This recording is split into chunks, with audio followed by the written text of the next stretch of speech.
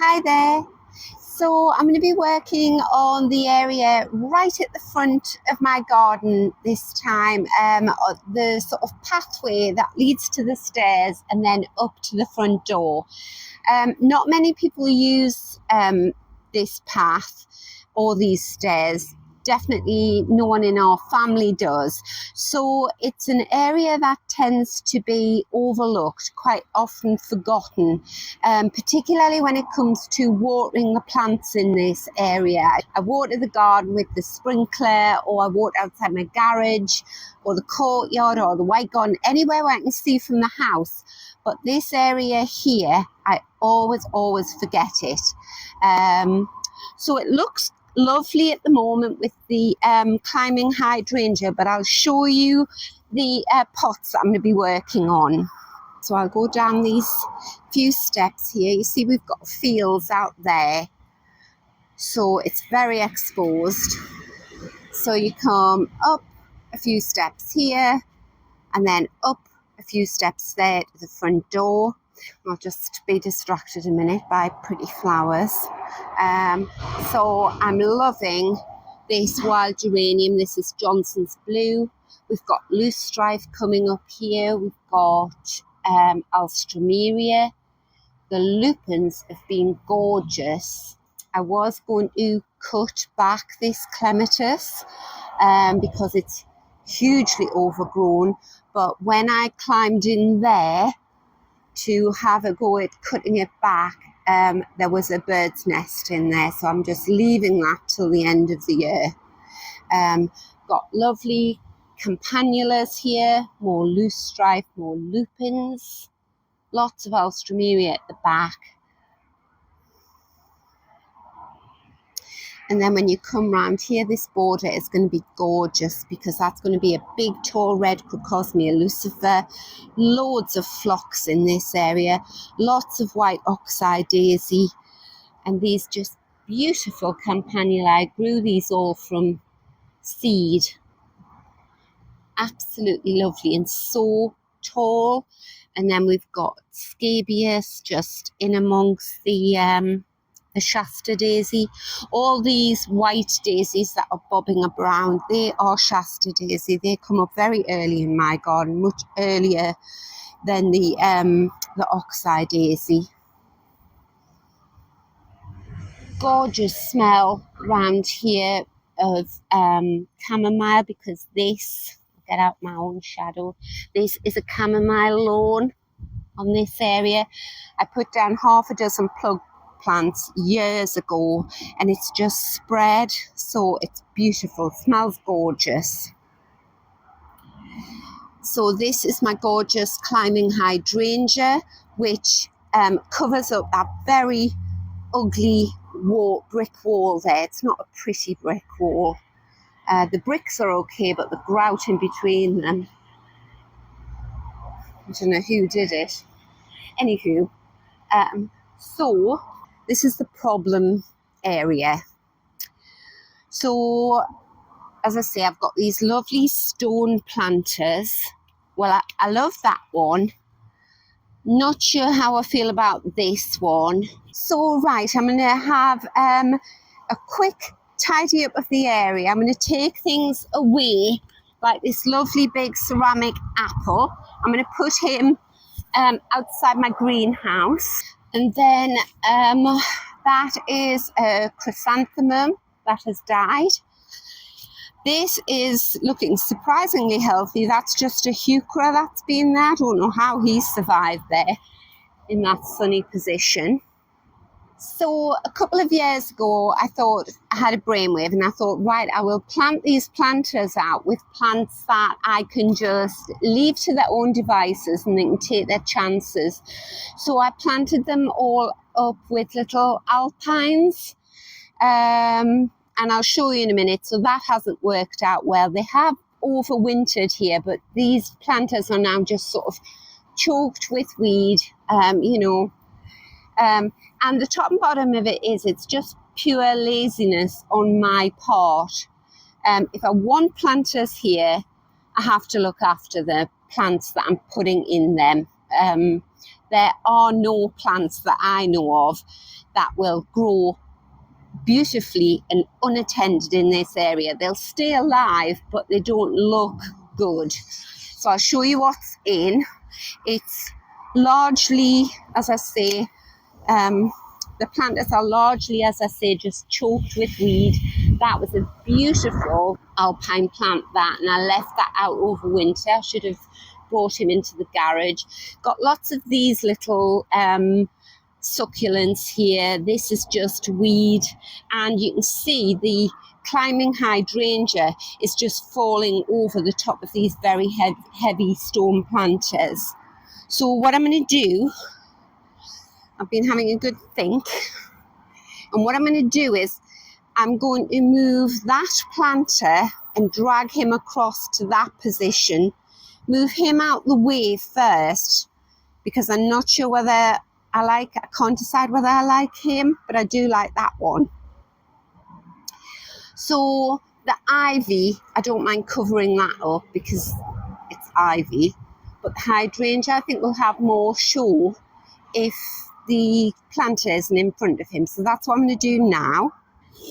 Oh my goodness, these are so heavy.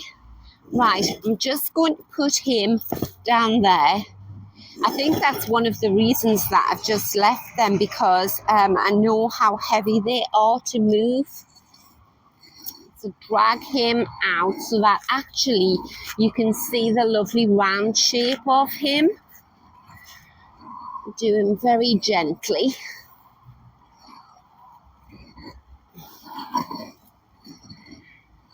And bring him a little bit further forward. Right, what does that look like?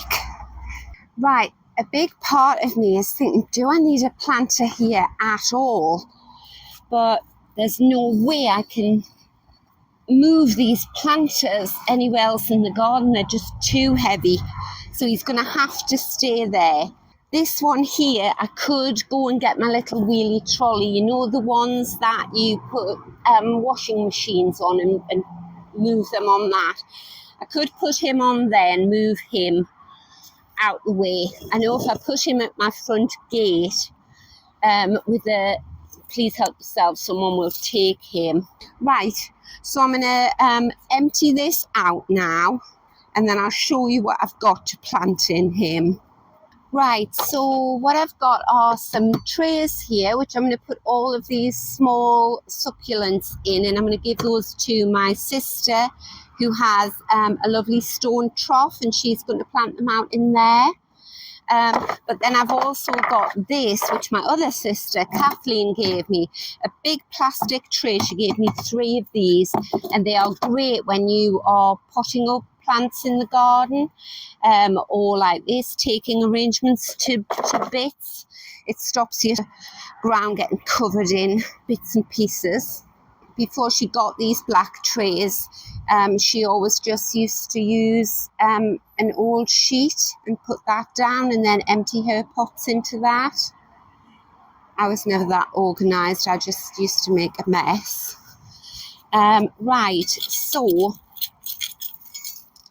that's a weed. Differentiate the two. That's a nice little foxglove there. So I'll definitely pop him in the garden. I'm going to pop him in the border straight away now in the woodland garden, because if I leave him out, he'll dry out. Right, that's him planted.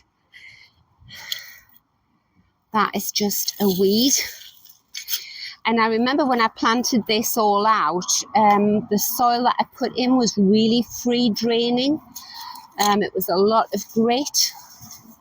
Right, this tall plant here, that is Linaria. So I'm going to give that to my daughter. She's developing a sort of cottage garden. Linaria is a lovely plant. Take those off there. What I'm going to put in this display are geraniums. Well, they're pelargoniums actually. We always called them geraniums, but they've changed the name. Right, so oops. So these are the clumps of succulents. So they looked really messy, I think, in there, but actually you take them out and they're lovely and healthy. They will look gorgeous in Shirley's stone planter, stone trough. And then when all of these are out, so there's little green ones there, then there's some nice red ones there. Oh, there's another foxglove, look. Take the chicks off that. Right, we'll plant him up. If, like me, you love foxgloves and you ever see a little foxglove seedling like that just in the wrong place, just pick him up and put him straight in your border and he will come back with flower next year. The foxgloves have obviously just self-seeded in here. Right, I'm going to take the very obvious stones off the top. I'm just going to mix this in. And what I'll do is, because I'm putting geraniums in, or pelargoniums, they too will like this very free draining mix. Can you see all of the very fine grit that I've mixed in? And the fact that it hasn't had a very large plant in here means that it hasn't had roots going down and taking out all the nutrition out of the soil. These little succulents just sort of grow with very shallow roots on the surface. Right, I'll go and get the plants and I'll show you what I'm going to plant in here. So I'll take you up the garden into the greenhouse. So this is where I'm going to put that apple, that ceramic apple. See, I've got the pear there. I'll put the apple there. Now, if we go into the greenhouse, I've bought a tray of these, and these are deep red geranium mix. So I'm going to have them. So they're deep red, and these, I've never grown these before. These are nasturtiums. So they look lovely and healthy and desperate to get out into a pot. I'm going to take those. And I know that nasturtiums, take these all out, and I know that nasturtiums like the sun. Right, so I've got those and I've got those. Right, the other thing that I have, we are at the display outside the front of my garage there, and the other thing that I've got, which I think I may use, is this. So this geranium here is different from these geraniums. This one, my sister gave it to me, and this is a trailing geranium. She's had him for years, and I took cuttings off him, and this is one of the cuttings. So I can tell it's trailing, or you can tell it's trailing, because of the difference in the leaves. So these leaves on this geranium are lovely and soft and pliable. On a trailing geranium, they feel almost like plastic. They're completely stiff. They're very serrated like that. And this one is a beautiful magenta colour. He's stunning. So what am I going to do here? So what I'm thinking of is maybe have the trailing geranium in this planter with some red ones round him. I don't know whether that's going to just look gorgeous or awful. Magenta and orange.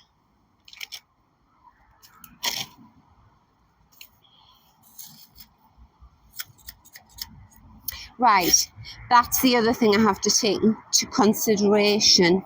Just remembered there. Right, so what I've remembered is how shallow this trough is. It looks much deeper than it is, but that is the bottom of my trowel hitting the bottom there. It's only that deep. Right, so that's made the decision for me. So I'm going to plant up all 4 of these red geraniums in here. And because they're just much smaller geraniums, they'll put their little roots out. So you see they're not too root bound or anything. They're quite dry. So these have been languishing in the greenhouse for far too long, while I've been dithering around trying to decide what to put in this planter.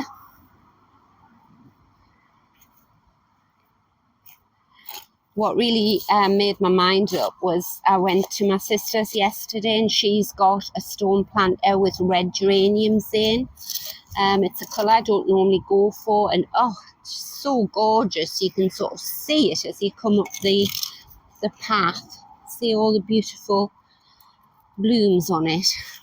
Right, and then I'm going to pop nasturtiums in. I have no idea whether I should be nipping these out. Aren't they lovely, healthy little plants? And I like putting young plants in planters and then just letting them find their own way, settling in and then start to grow.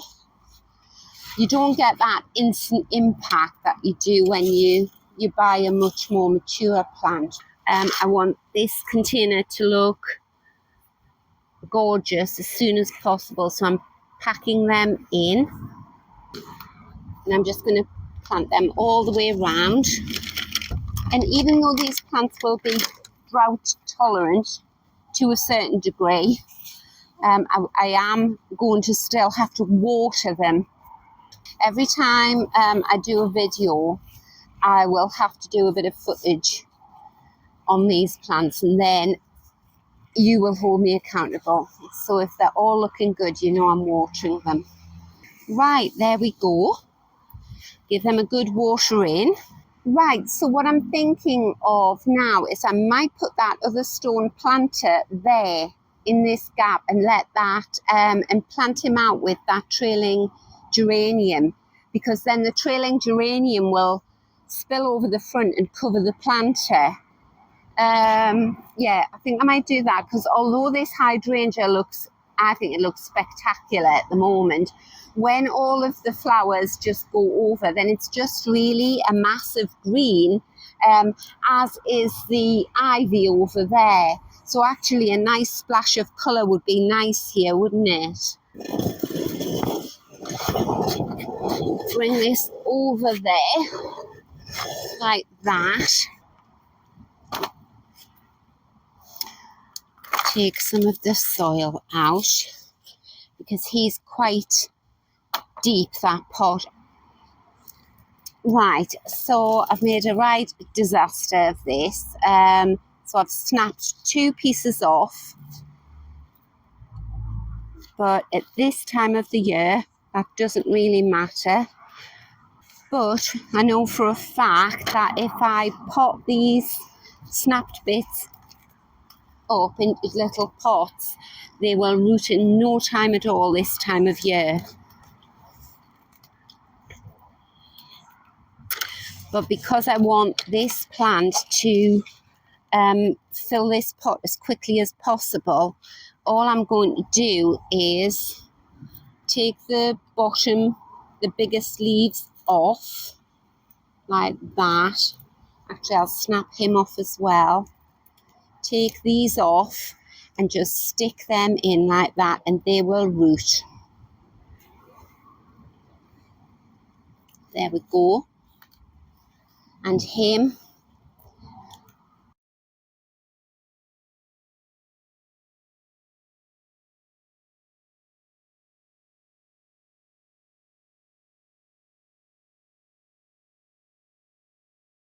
Right. So let's see what he looks like in there.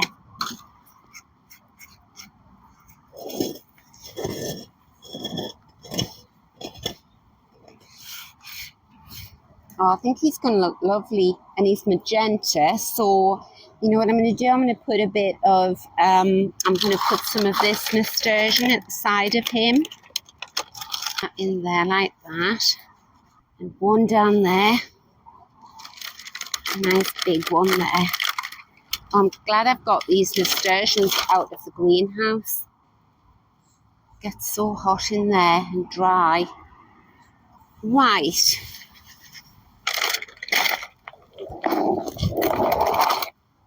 Right, I'm going to get a brush and give this a sweep up and then fill my watering can.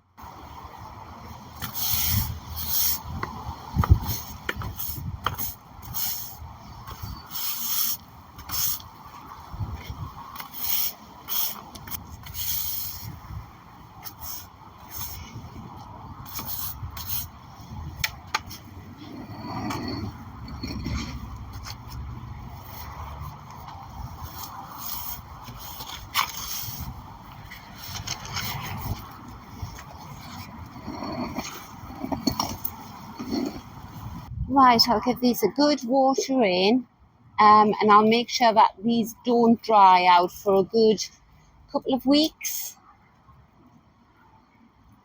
And then these little ones at the front should have rooted by then. So windy here today. Well, it's always windy in my garden. There we go.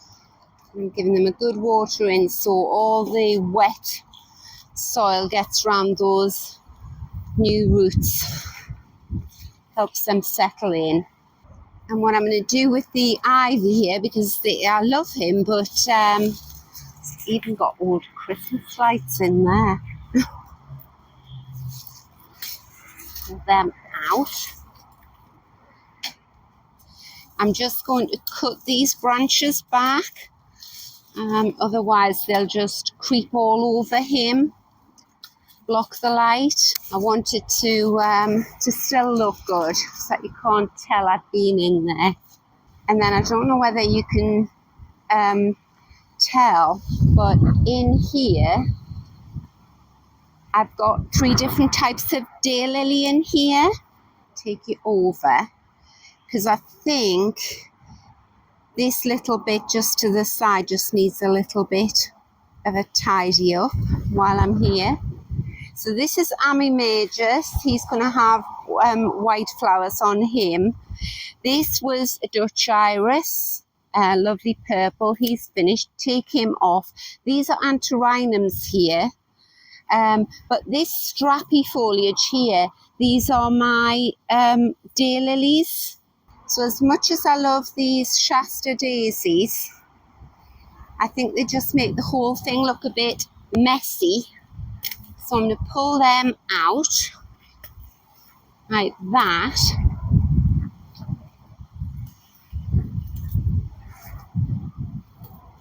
And then these are spent wallflowers. And can you see the long stems with all the seed pods on there? But actually, if you follow the stem down, it's sort of seed pod, then yellow leaves, until you get to then it's nice and green and bushy. So I'm just going to cut the seed pods off and leave the wallflower there for next year. I've also got a little chunk of GM Totally Tangerine in there. I can see some grass growing in here. That has been a lovely wild geranium. Not him, this one with this sort of feathery leaf. So I'm just going to cut him down to the bottom as well, and I know for a fact he'll come back. And this is just a little allium that I planted. It was a mixed pack. Isn't that beautiful? So yes, the fact that I've taken the Shasta daisy away, now you can hopefully see the rest of the plant. And definitely you'll see more of the daylilies when they come up. At this side here, we've got nice antirrhinums there. Chunk of grass, take him out. I think I'll take the daisies out as well. So it's just the daylily and the antirrhinum. Right, let's step back and have a look. Oh, I think that looks much better. Yes, I'm happy with that. I'll be a lot happier when that very pale coloured yellowish. I think that's what I don't like about it. I think it's the yellowishness of the stone, whereas the planter here has got a really old aged patina to it. But like I say, it'll not be long, and that one I'll be covered up. So there we go, everyone. I hope you've enjoyed the video, and I hope you've enjoyed seeing the flowers in my garden. Love sharing them with you.